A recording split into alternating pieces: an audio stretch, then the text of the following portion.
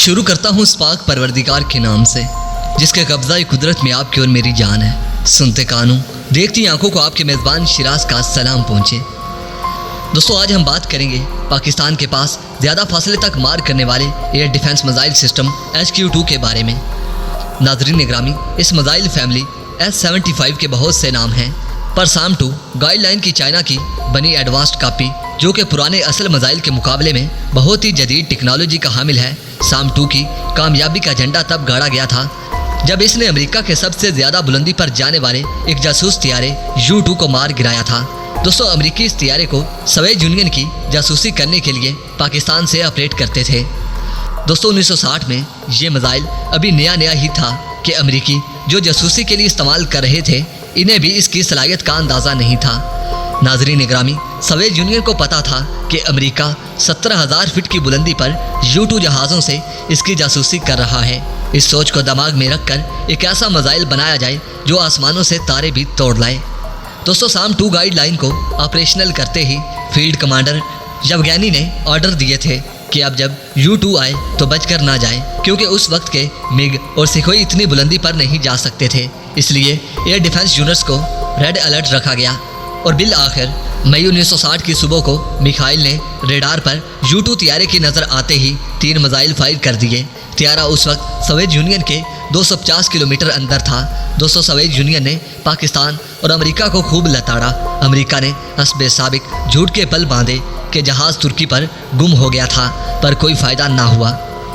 दोस्तों, इस कामयाबी पर चीन के कान खड़े हुए और इन्होंने 70 की दिहाई में ये मिसाइल खरीदे और इसकी कॉपी HQ-1 के नाम से बनाई, जो बिल्कुल वैसी थी और इसी तरह काम करती थी।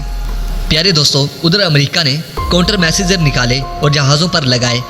इधर चाइना ने HQ-2 प्रोजेक्ट पर काम शुरू कर दिया, जो इन काउंटर मैसेजर के होते हुए भी तियारों को तबाह कर सकता था। दोस्तों, इसे नया एयर डिफेंस मिसाइल सिस्टम कहा जा सकता है। दोस्तों, 90 की दहाई के शुरू में ये मिसाइल चाइनीज अफवाज को मिले।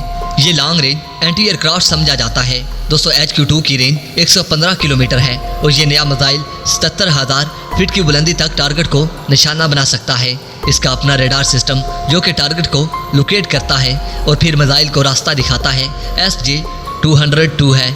दोस्तों, ये फैजरे रेडार है जो कि एक वक्त में कई टारगेट्स पर नज़र रखता है, चाहे वो 17,000 फीट ऊंचाई पर ही क्यों ना हो। नाज़रीन मोहतरम, ये 2 स्टेज सलाहियत का हामिल मिसाइल है और इसको रीलोड करने में सिर्फ 12 मिनट दरकार होते हैं। दोस्तों, इन पाबंदियों के बाद पाकिस्तान को भी मिसाइलों की फरामी में मुश्किलात हुई। नाज़रीन इकरामी, critical air defence missile system काफ़ी ना था, इसलिए पाकिस्तान ने चाइना से HQ-2 की 12 बैटरियाँ खरीदी। हर बैटरी में 6 रेडार और 6 मिसाइल लॉन्चर थे। इस एयर डिफेंस मिसाइल सिस्टम को पाकिस्तान की आम तनसीबात और तमाम बड़े शहरों की हिफाजत के लिए नस्ब किया गया है। नाज़रीन इकरामी, HQ-1 और HQ-2 के बारे में आप क्या राय रखते हैं? क्या दुश्मन के लिए ये मिसाइल सिस्टम काफ़ी है कि नहीं? आपने कमेंट सेक्शन में मुझे अपनी कीमती आरा से ज़रूर आगाह करना है, ताकि दुश्मन को पता चल सके कि पाकिस्तान से किसी भी सूरत में पंगा लेना महंगा हो सकता है। दोस्तों, वीडियो पसंद आने की सूरत में इस वीडियो को लाइक कीजिए, दोस्तों के साथ शेयर कीजिए और कमेंट सेक्शन में पाक फौज जिंदाबाद, पाक आर्मी पाइंदाबाद और अपने गुमनाम हीरोज़ के नाम नारा ज़रूर कमेंट कीजिएगा। नाज़रीन इकरामी, इसके साथ साथ अगर अभी तक आपने मेरे चैनल को सब्सक्राइब नहीं किया तो नाज़रीन पहले मेरे चैनल को सब्सक्राइब कर लें और साथ मौजूद बेल आइकन को भी प्रेस कर लें, ताकि आप लोगों को मेरी हर नई वीडियो का नोटिफिकेशन बर वक्त मिलता रहे। तो दोस्तों, अब तक की अपडेट्स के लिए इतना ही। नई वीडियो तक के लिए इजाज़त दीजिए। अपना और अपने प्यारों का बहुत सारा ख्याल रखिए। अल्लाह निगहबान।